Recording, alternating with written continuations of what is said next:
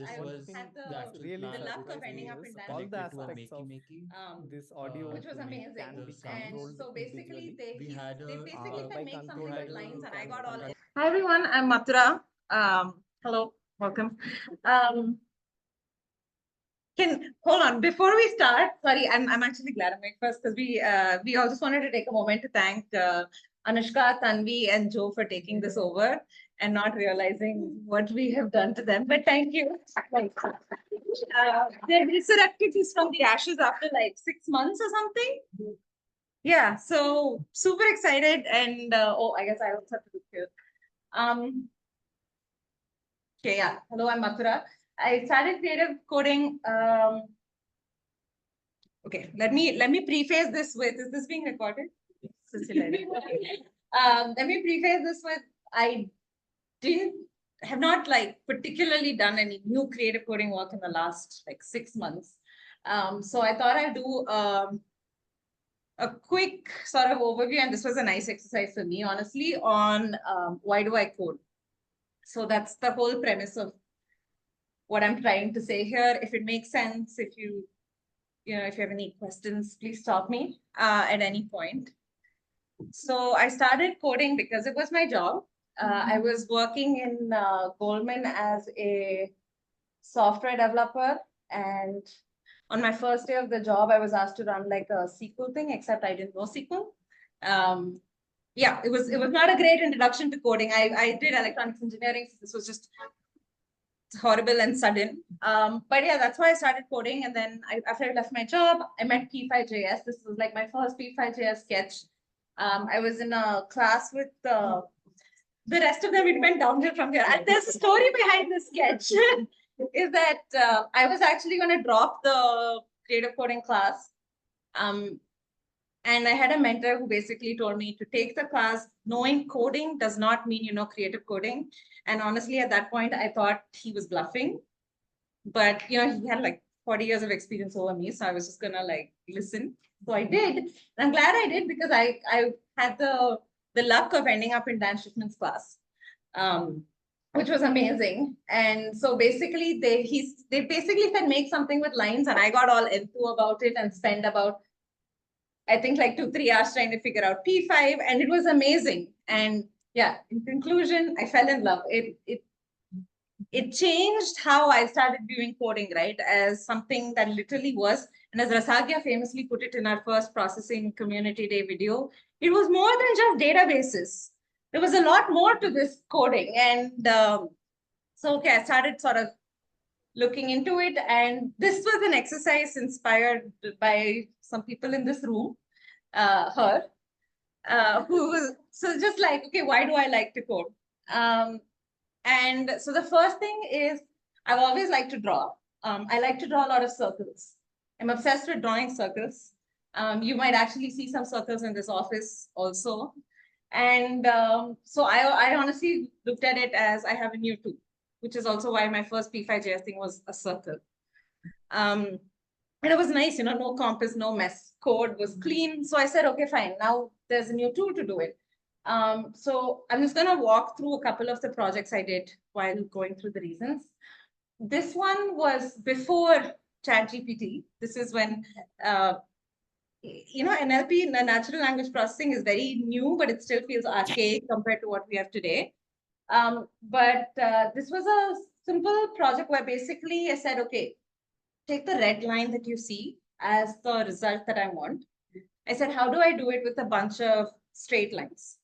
And so started teaching the computer a language. So the idea behind natural language processing, for those of you who are not as familiar with it, is essentially training the computer to speak language in a natural way. But you can train it on the language. It has the basics to understand, pick up on that. That code is already there. So I said, okay, this is my language. A means right, C means down. And B means left, D means up, so on and so forth. And then I basically drew like 200 to 300 mandalas by hand and trained it with that. And then these were the ones that the computer started generating for me. It had a few more things. It had like E is up, D is pen down. If any of you are familiar with the CNC world, like it's sort of an exact copy from how from how those machines work. So this genuinely started as a project where I said I have a new tool to draw because the map on the rightmost, where somebody asked me to recreate it for them in hand. And I was like, no way am I doing that again. That took me a year because I'm too lazy and I forgot about it for 8 months out of that year. So I'm not doing it again. So I basically did this and then put it together and made another map. Where they say lazy people make good developers. Anyway, so yeah, so that's kind of was my approach to this. This was in 2016, this one. The one I'm showing you, Kelai Code Scope. That's what I'm calling it, Kelai Code Scope. That way, even if I make a spelling mistake, it was meant to be. This is just, this is an infinite program that keeps generating new mandalas and also does the kaleidoscope effect. This I did recently, like in 23, there was an event in Bangalore. Rasagya, Karthik, we all had like a couple pieces over there, and this is from that. Again, sort of going back to the same thing of like using circles and having a new tool to work with. So this is the reason I sort of got into creative coding. But then this GIF is missing a circle. Can you all visualize a circle there, even though the point of this slide was to visualize? Yeah, it was then sort of I slowly started looking into how we can visualize things. And I think this is, a lot of people have seen this. You take a circle, move a point up and down and move it over time, forms a sine wave. Then you sort of add another circle to that and another circle to that. And you start getting basically the Fourier transform series, which essentially says like a square wave is a summation of a bunch of sine waves. So yeah, I mean, I think this was a sort of common route that was taken, visualizing math and everything. But I also started using it to visualize physical things that I want to do, and I'm a little frustrated that this is not working. Wait, let me just see once again. Basically, I wanted to make a spirograph, and I had absolutely no idea how the designs get made, and I still don't. I don't know how I didn't know what the math behind it is. So I said, you know what, I'm not going to go behind the math. I'm going to go behind my physical understanding of a spirograph, draw it out in code. I know the movement, so I'll make the movement in code, and I can pull this up later. And then the point where the pencil is, the green dot, I'm going to just show that path alone. That's kind of what's happening there. Then there's a toggle switch. Once you toggle it, only the green path comes. So I still don't know the math of a spirograph. I'm assuming it's pretty simple. Yeah. It just never sort of sat down and did it. But this was a great way to just say, okay, I know the movement, I know the thing, how to visualize it. Anyway. And I also started doing it for history. So this was a project I was doing in I think I might have shared this before in like 17, 18, I was doing it, but essentially I found a bunch of maps. You like old physical maps that were ready to tear situation. And this particular map, this is one map actually, all of this information from the same map is about famines in India during the British reign, which is crazy. I mean, I was 25 when I found out about this, and I was just very like embarrassed. I did not know that famine existed at that scale. So I started a whole sort of series based on this called India by Numbers, which now I've like a historian has been given the maps and she's doing the due diligence. But this sort of like P5 started pushing me into this sort of section as well of saying, okay, you know what? And it's always been this way because these three projects are from very different years. The spirograph was last year. This was in 2018, and the maths one was in between, some 2019, 2020. It had a great community to learn with. I mean, look around you. I just want to pause and say every what do you say?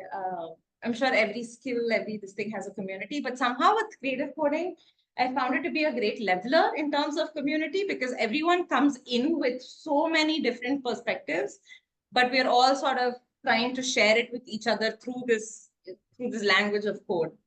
And I mean, that's always been very humbling and a great place to learn. And this is from the series that I'm yet to finish, but we've been doing, as part of CCSanté, we've done like, what it was like 10-day challenges every now and then. Like this was the third one.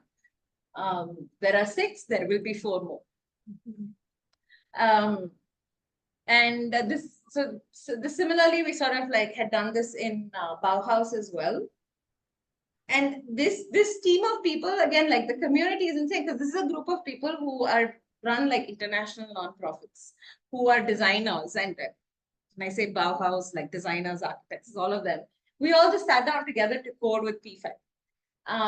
And it was great because they were looking at the fundamental, sorry, I keep looking at Rasagya for this one, but they were looking at something Rasagya works on is looking at the fundamental concepts of design through code. If I said that right.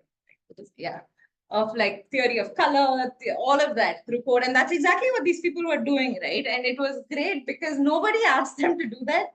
We literally sat down and we said, let's code, and we taught them shapes. And then they sort of started messing around with it and saying, okay, like what happens if I overlap colors, opacities, and all of that. Okay, this last one is, none of this is my work from here, but these are like works I'm really proud of. These, so I moved into the nonprofit world properly in like 2019, 2020. And realized it's a very powerful educational tool, which is no surprise because P5 was made with that in mind, while processing was not made with that sort of thinking in mind. By the time it had come to P5, the community was definitely thinking, oh, we need to use this to teach. So we honestly used it in a school where these kids, I think we had like 40 kids and 5-10 working computers, but it was still fine. They were able to come, draw, code. And this is them actually coding. I felt like this picture was important to show that they actually did sit down at a computer, but this was the ratio. We're talking like 5:1 if we're lucky for a computer, but it was great. They did it.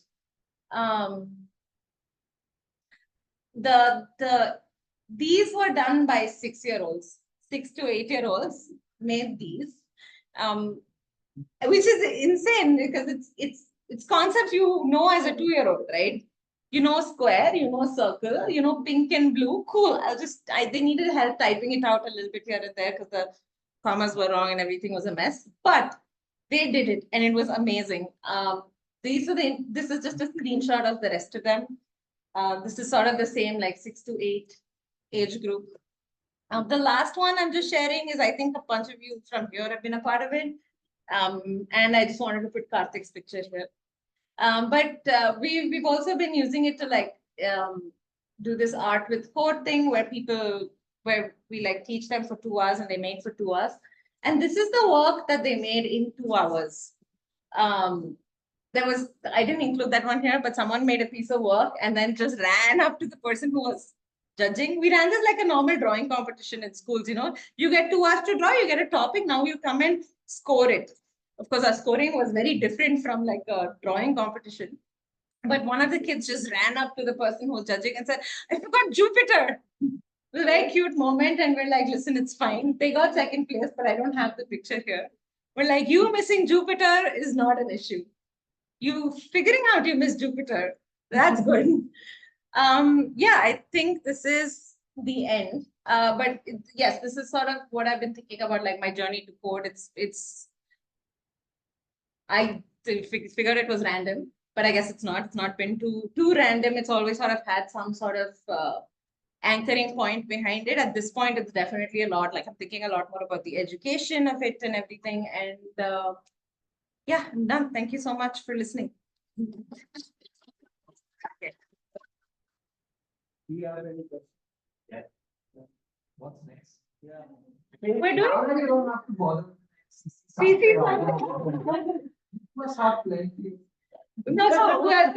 Thanks so much.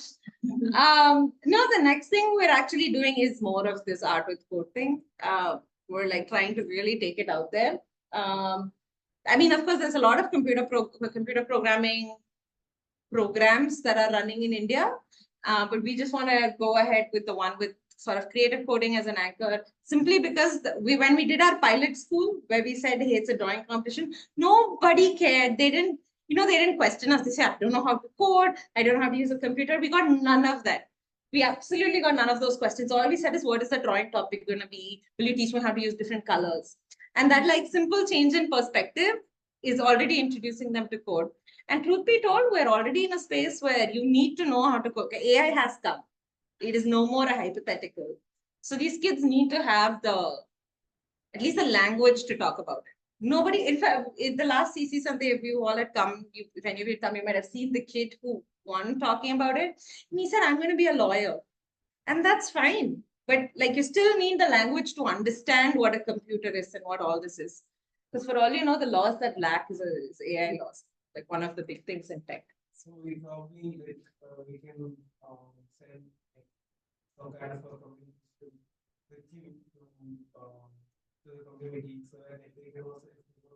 Oh, hell yes. If anyone wants to volunteer, just reach out. Okay. It's fun. It's like an intense one. It's an intense day. Those in the room can see Rasagya nodding. It's an intense day, but it's a lot of fun and like it's really worth it. It's so cliche, but it's really worth it when you see the kids at the end of it. I'm sure that maybe they can start Actually, yeah, no, 100%. Joe will send an email. Yeah. Thank you so much. We have one question in the chat also.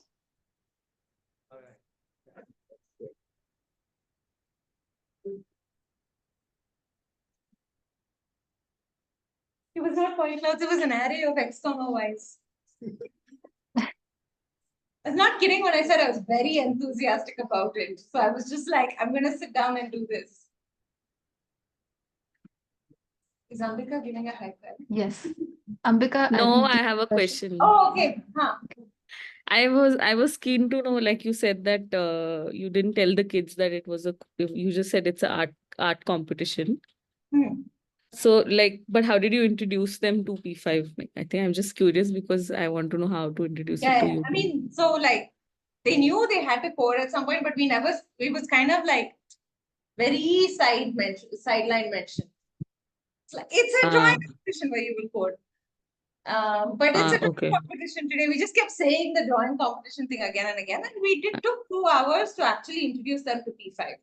Right. And then you left them for a bit to make whatever. Then we left them for 2 hours to do whatever they wanted. And we had 8 people walking around and helping them. It was 200 students. Wow, so 100 okay. teams.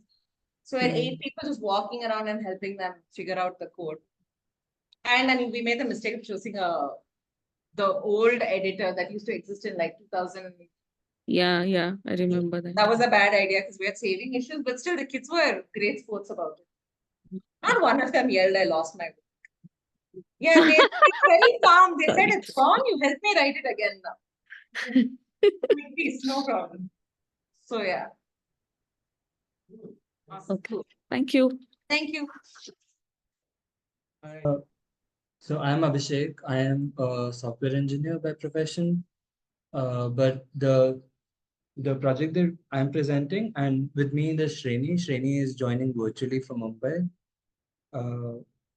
So this is we did an artist residency in January, which went on for 2 months and ended in a new media arts exhibition, which went on for another month. So this was our exhibit, which was a part of the new media art exhibition called Lost in Bangalore. It doesn't have a lot of P5. We did try to do it with P5, but most of it is with TD and Arduino. But I think it is a part of creative coding in a way. Yeah, I saw that. So, oh, you did? Yeah. Awesome. What? So this was the exhibition, Lost in Bangalore. So the concept was to imagine yourself as a little kid called Sista, who is in Bangalore, and then like create exhibits around that. There were around 19 artists who were like artists. There were like people from all sorts of professions. Like we had architects, designers, like creative coders and all sorts of people. and we had around 10 exhibits in the exhibition. So our exhibit started with a 2-day hack. We had a 2-day hackathon during the residency, where they just told us to imagine, like, come up with an idea and just make it, because a lot of people didn't have experience with Arduinos and like creative coding at all. So this was just an exercise to get it going. Like, just we had some master classes, so just to implement whatever we had learned. So is this my laptop? Like noise.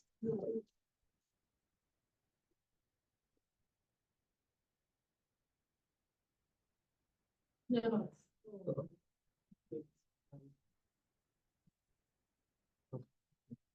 So both Shreni and I were wanted to do something with plants, because if any of you have been to Bangalore Creative Circus, so this whole thing was in Bangalore Creative Circus.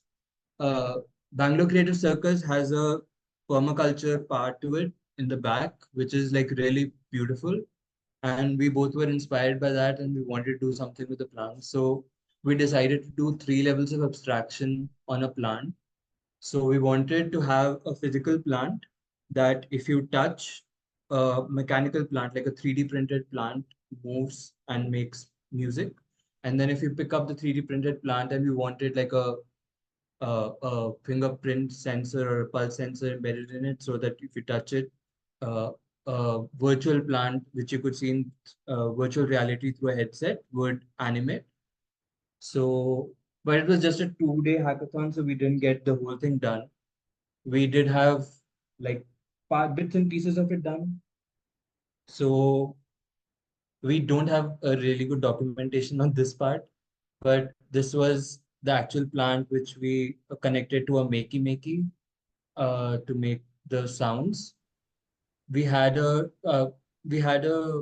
touch designer sketch that would play specific notes when you touch each of the leaves. And the middle photo is the first prototype that we made of the mechanical plant. So we just had this wire sculpture petals that would connect with a string in the center, and they would move up and down. So the flower would open and close. But yeah, so that led to our final exhibit, which was called Last Plant Alive, where we were at that point, Bangalore was having like that water crisis where we didn't have water for the longest of times. And so that is where we try to sort of shoe in our hackathon progress into it, where we imagine a dystopian world where only one last plant is left alive. And some humans who are the guardians of that plant have developed some mechanisms to defend it against all the other humans. Uh, so that was like the idea of it. These were the primary sketches that we had. So we were imagining it as a sort of a cave where this last plant is living, and it's a serene environment sort of a thing, but it is surrounded by these mechanical guardians which resemble the plants which are no longer existing, and the humans have made uh, like analog mechanical versions of it to protect the actual last plant left alive. And our idea was to have like a projection of uh, flora that would decay as you walk on it. So our setup was a projector and a Kinect mounted on the roof, which would project uh, the whole TD thing. And our idea was to like show decay, like humans causing decay. That didn't pan out so well because like the projector wasn't exactly straight down, so it would cause shadows. And the decay, we wanted to leave a trail, so people won't like look behind them on the floor that what is happening.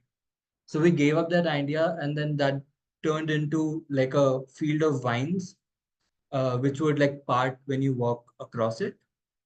Um,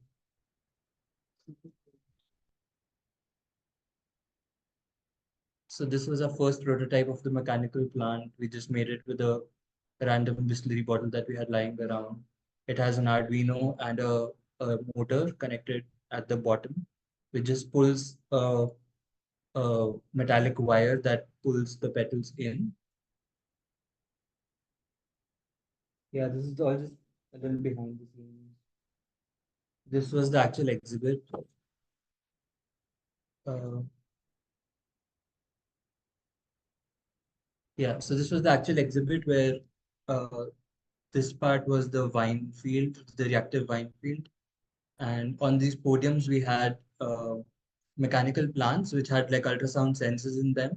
So they would be still as long as people are far away, but as they came close, the plants would start moving very rapidly. Like basically, we wanted to give an idea that the guardians don't want you to come close. They want you to stay away. And we had around 100, origami flowers behind them, which would also like blink rapidly when people came close. There's some more videos of people interacting with it.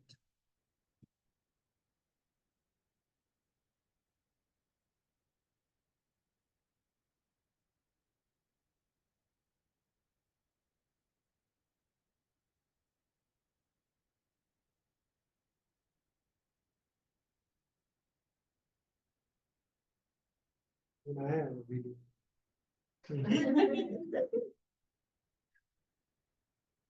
I remember discussing with Mr. When we were there. We there too?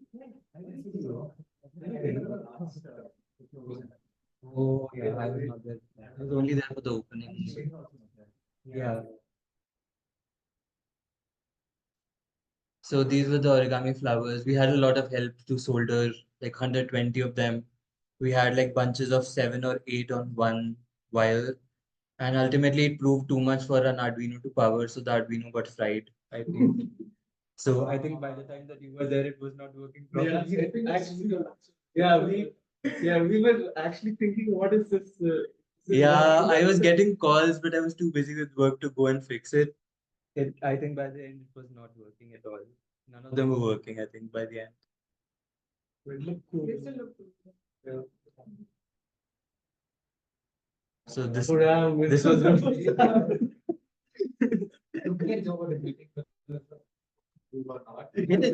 and it was so hilarious because once it stopped working, people thought that you had to press some button to make it move. People thought the ultrasound sensors were buttons. Even on the opening night, we were standing on the side and people would just come and press the ultrasound sensors and they would fall in and things would stop working. It, No, I mean, it was just even I was hilarious to see debating people that, interact the with it. ultrasound was the reason why the wines were moving. Oh no, so the wines were mostly Yeah. due to Connect. Our mentors told us to connect everything with TD, but I just thought it was unnecessary. Like we had individual ESP 8266 in each of the boxes. So and like none of the TD visuals was actually connected with the mechanical plan, so I didn't feel it necessary to, because anyway TD serial was a little weird to set up, so we didn't feel it necessary to connect. Two different systems. Yeah, there's two different systems, but they sort of work together because the ultrasound sensor range is also the same as the we had kept for Connect, because there was a point cloud closer to the sorry, so the green part here, uh, this was a point cloud which would turn red and all the vines would also turn red as soon as you step into the point cloud. So for that, we could have used the ultrasound sensor to trigger it, but the Connect was doing a pretty good job of that. So like again,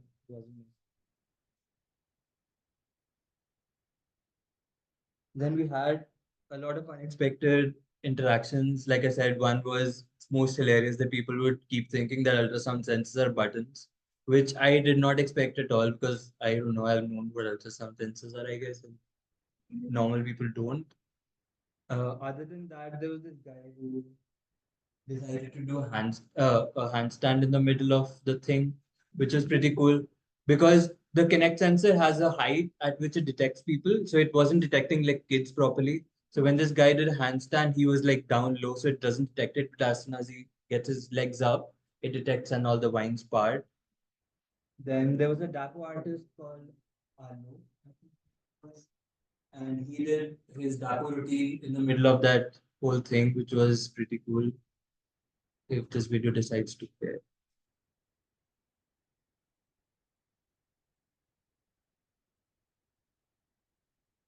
Yes, it was pretty fun to see his dapper routine and the wines like reacting to him moving. What is that again? Dapper, I also don't know. It's like a piece of cloth with like little weights around it. Oh, I think you must have seen in concerts, people use it a lot. I also hadn't seen it before this. He told me what it is.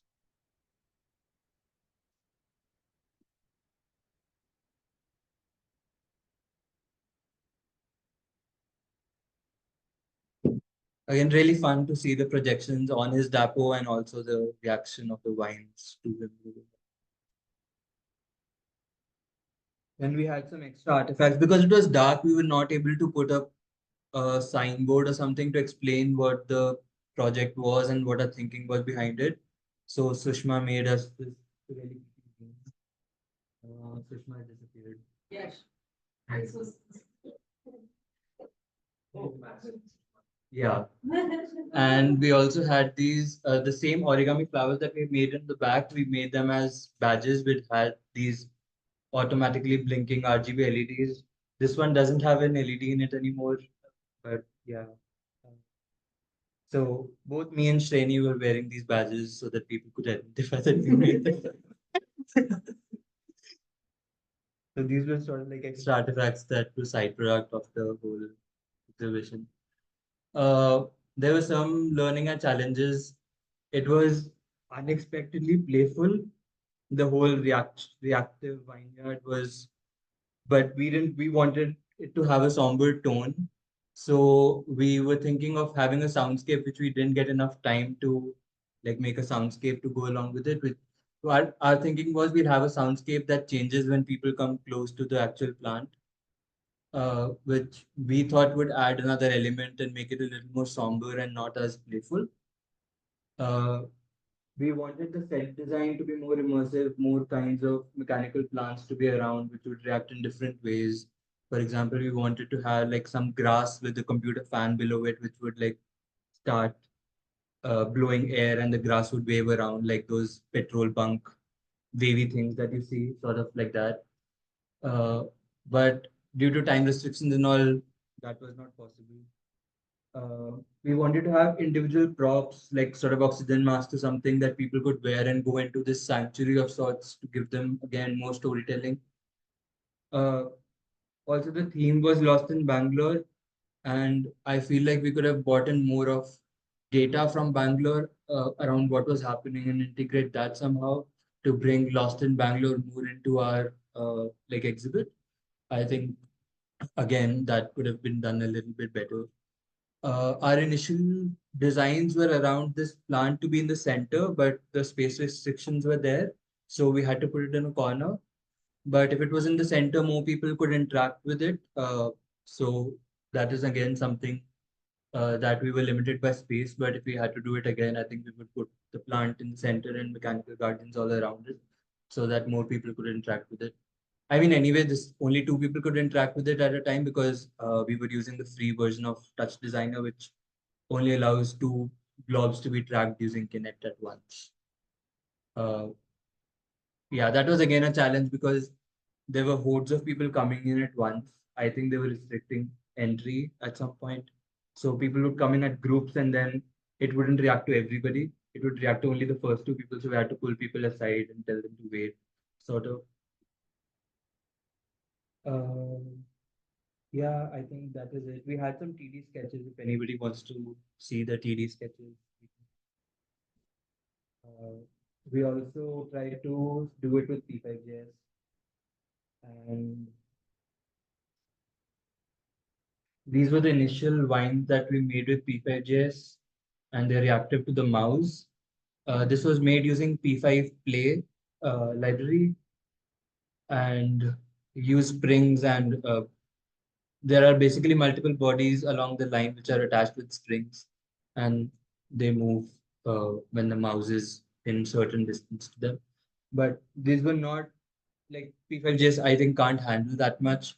And TD does a much better job of doing colors and reactivity at a better frame rate than P5GX does. Shreni, if you want to show the TD sketches, can you share your screen and show them? Yeah. So the thing on the right for people who are not as familiar with TD is what the final output was of the projection that you saw on the floor. These glowy blobs are mock Kinect trackers. So this is just for us to know if the whole system was working together and what would happen if a person would move closer to the threshold that we had set for the alarm to go off. So one of the things that proved extremely challenging for us was to create the vines that were moving independently. They were moving together as a structure, but we needed them to kind of have this independent movement as well as the spring-like movement when a person came closer. So that was like a major challenge that we faced. Apart from that, this is the network that we had to build. Sorry, excuse me. I can walk you through it. If anyone wants to spend an hour with me, I can take you through it. It was a complicated thing to build, and we required a lot of help from our mentors. Yeah, we built like some 6 to 7 versions of it. The start was the P5 thing that we just saw. And we finally thought this one worked the best. The only challenge being that we were limited to 2 tracking because of the license that we were on. So it would essentially, and also the space limitation, we could only track 2 people at a time.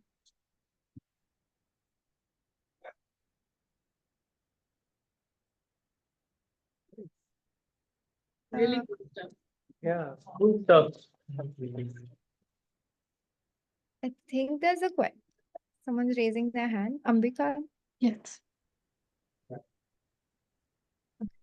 Very beautiful project. I just was wondering, I think you also mentioned that the project became a bit playful because of the interaction.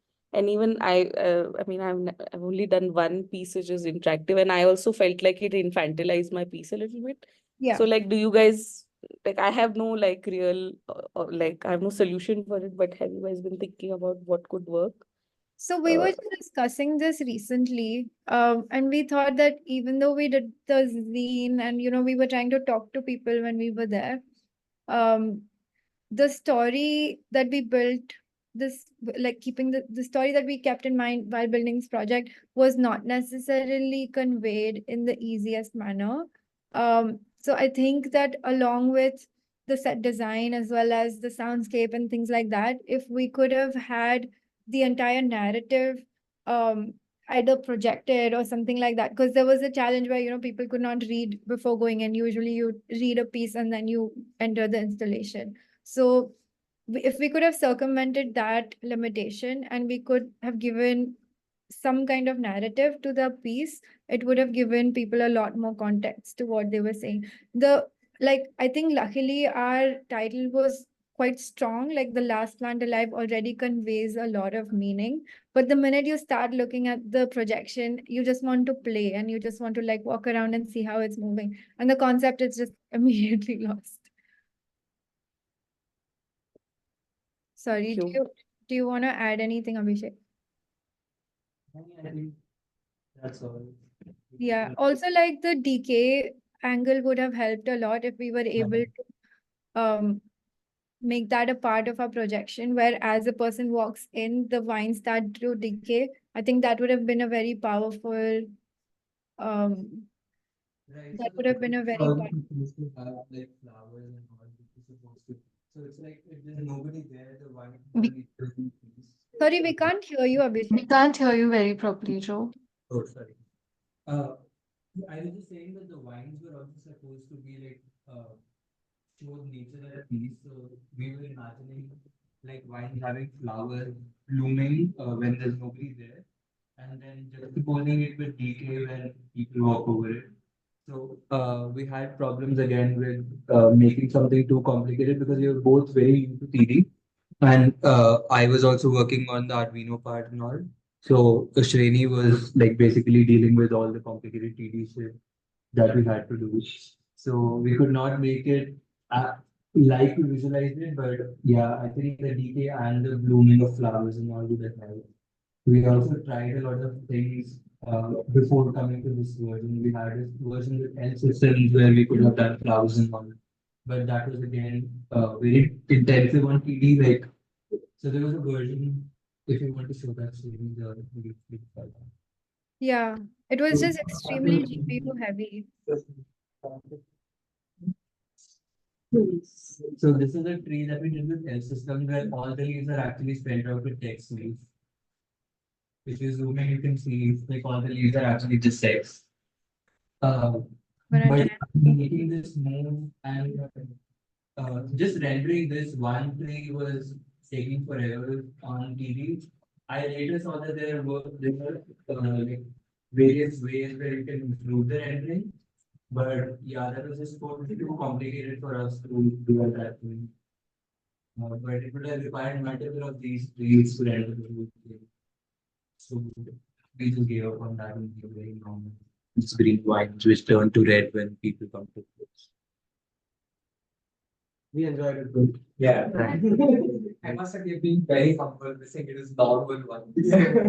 I do remember writing and that would be really nice. It was like There was a lot of work that Shreni did, and Saumil, who is not here, who was a mentor, who was helping us with TD. Both of these people have spent nights, multiple nights and hours working on making that work. I know how crazy it was. Yeah, that's all. Hello, yeah. So I'm Alvin. I have a background in interaction design. So I'll take you through a project which I was working last 1-2 weeks. And what was I thinking? So what was going on in my mind is music is fun, we all know. And listening to music is fun, and playing music, like you play any instrument, it's fun. Any form, like even if I don't know any instrument, if you put me in front of a drum, I'll just randomly going to hit it. So that's the kind of interaction which is more rich and more people just are attracted towards doing. And in that sort of thing, I do play a bit of piano. So when I was looking into these explorative music spaces, there were two things which popped out. There were new forms of interfaces where people were exploring to create music, audio, sounds, noise. So one of the route was towards knobs and wires. You use a lot of knobs, you use a lot of wires, you control the voltage and you take it into a speaker, and that provides a audio output basically, and you can control it programmatically. By program can be wires as well, or you can use a keyboard and code and do music. You can live code, or you can create your patches, or you can create new soundscapes. So at that time, I saw an Instagram post which said there is something called as modular synthesis, and someone is teaching in Himachal, and I was excited. So when I went there, one thing which really surprised me is all the aspects of this audio can be controlled individually. By controlled, I mean you can control the frequency, you can control the amplitude, you can control the filters. I mean, there are so many things that you can control. So if what I was thinking is, okay, now can we explore new interactions which can be included into some of these areas which are new, and some interactions which are more easier to pick up, because I had to learn a lot before I could touch a knob, because I was little afraid what will happen if I touch a knob or a wire. So how I was thinking about one project is, okay, let's think of a cycle. So what we do is we basically pedal a cycle and the wheel moves forward and there is a brake which kind of cuts down how much it moves. So here the input that you are giving is like a force or an acceleration, like with car or motorcycles also, it's the same case. So there is an acceleration input and the output will be speed. And there is something like a gravity which slows it down. So I wanted to try maybe making or mimicking something like that to use as a parameter for audio. So how I was thinking is, okay, we can keep like a wheel which can give like an acceleration, which is basically a signal. So again, you can use it to control any of the things. Then there is something which controls how much the acceleration is. Like it's not just the speed, there is something else which will control the amount of speed that goes into it, like how fast it gets up and how fast it falls off. So I'll show you a video first, and then I can maybe show what I have. So here I was controlling tempo, basically because when I was thinking cycle, the first thing that came to my mind is, okay, the kind of interaction that we have would easily be mapped to something like how fast something is moving, even if it's audio. So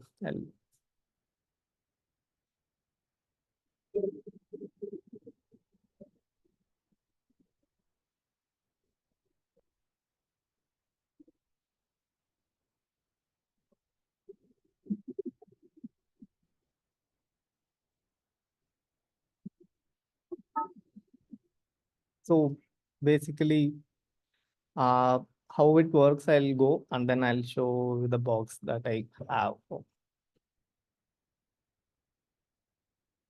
So there is it's a very, very simple circuit in the sense, if I don't put out like a concept around that, it's like a circuit wise, it can build it in one day.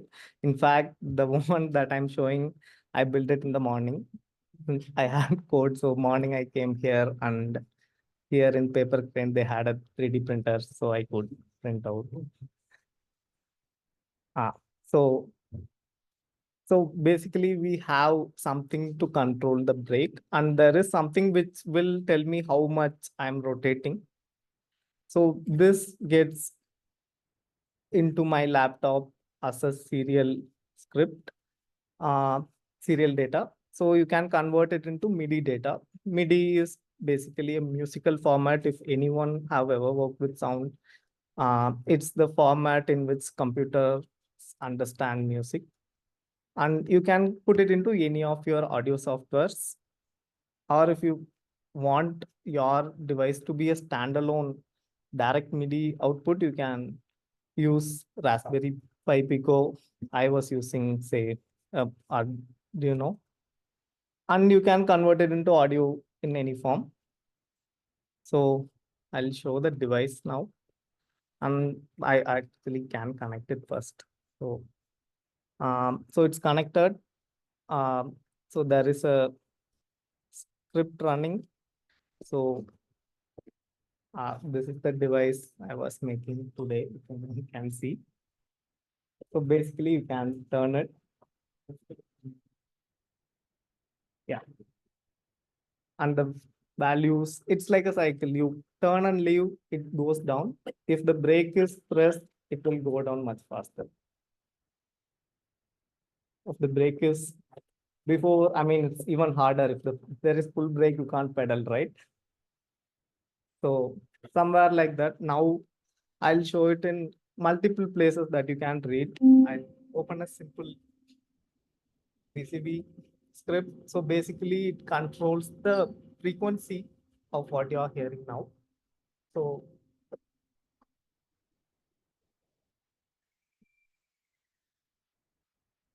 go down.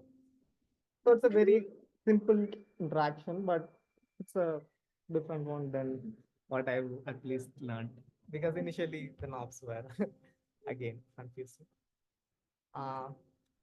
This you can make it more complex. I can make it to a more complex.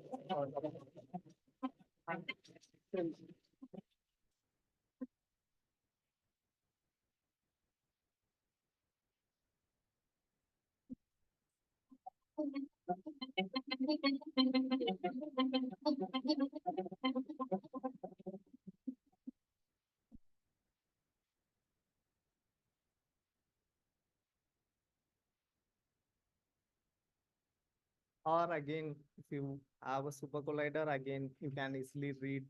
I mean, I don't show that, but you can easily read those values. Again, you can control those for your sound parameters. Basically, what I was exploring is simple interactions with sound, and I really liked it. I think I will be doing more.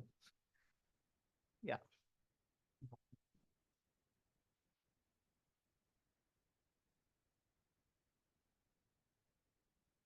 Any questions?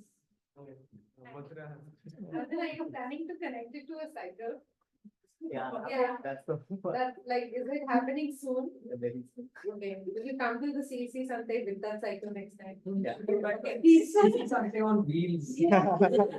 Everybody follows it on the cycle. So, but before when we were talking about this that you were going to do, you were into finding a set of notes or like a way that is intuitive for anyone to play music. Right? Yeah, I mean, I'm getting there. I want to say, I feel like we don't have more new music instrument forms coming in. I want to try exploring what kind of new music instruments, especially with newer things going along, right? There are so much explorative music, there is so much live coding, there is so much modular synth, but I am looking at the interaction part of it, and I'm looking at, can we abstract away some of the technology and give something where people can just interact to create even these explorative music.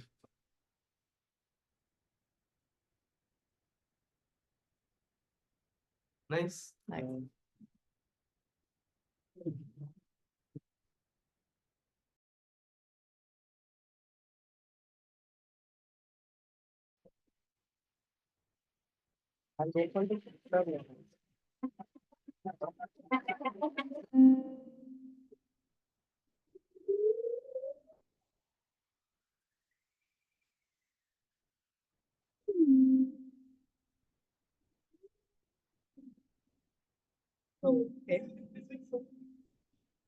Just changing the frequency now. So you can kind of change any of the parameters that you would like to change in your audio from that. Yeah.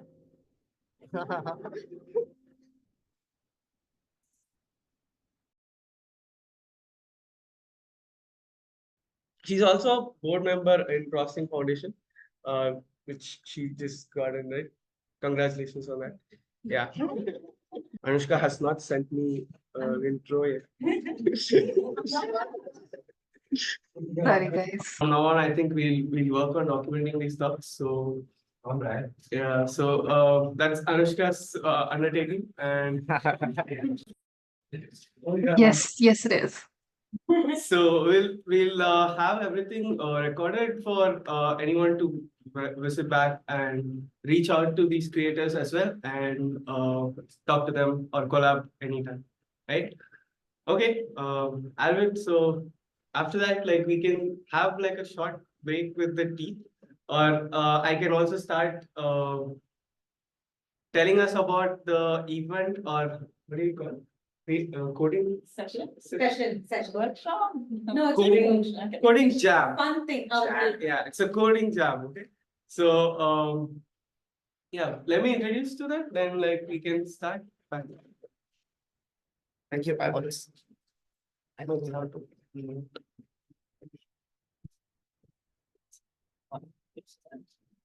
Yeah, I'm gonna be louder.